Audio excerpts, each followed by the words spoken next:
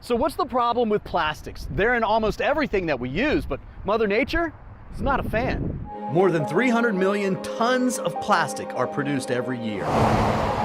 While most of that ends up in landfills, dumps, or simply just on the ground, at least 14 million tons of it ends up in our oceans. That's according to the International Union for Conservation of Nature. And for a state surrounded by water, we need to be extra mindful of its impact. Plastic pollution not only threatens ecosystems, but also human health.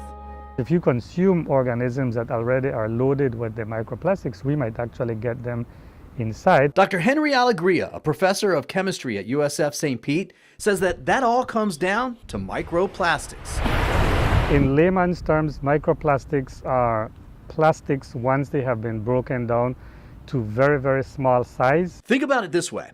A larger piece of plastic, like all those Gasparilla beads that fall into the water every year, they'll break down over time into teeny tiny pieces.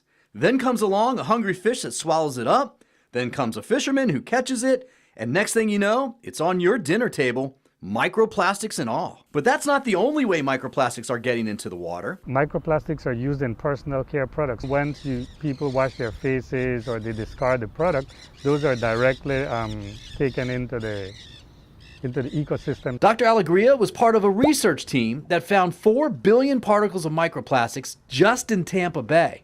The biggest offenders? One is actually from laundering clothes.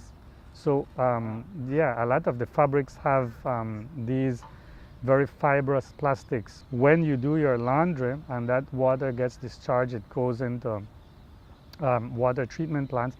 They remove most but not all, and then when that water gets discharged, let's say into Tampa Bay, you see those fibrous things. And then we also think fibrous types, they come from like fishing nets, fishing lines, ropes, which makes sense around Tampa Bay. So what about our marine life? Unfortunately, it's affecting all of our marine life, especially the sea turtles. A perfect example would be Stubby, who's one of our resident sea turtles, who was deemed non-releasable due to the fishing line entanglement, and she lost both front flippers. Cassandra Starr, a sea turtle rehabilitation specialist at Clearwater Marine Aquarium, says that she's seen it all inside a turtle, from fishing lines to balloons. So this is a plastic bag? That's a plastic bag. And to a turtle, that looks like what? Jellyfish. If ingested, gas could build up in the turtle, causing it to float. That makes it more susceptible to predators and boat strikes. So where do you come in? Reduce your plastic use. So single-use plastic, that's a huge one. Reduce the amount of silverware, utensils that we use for eating, takeout containers. We could also buy in bulk.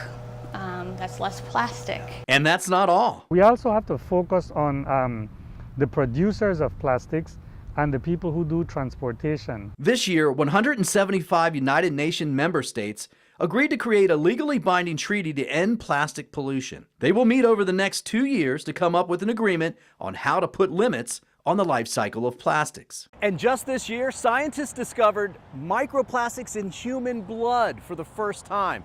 That comes from plastic bottles and plastic bags. Now think about what you use and where it all goes. You can find a simple list of everyday things you can do to reduce your use of plastics right now on 10tampabay.com.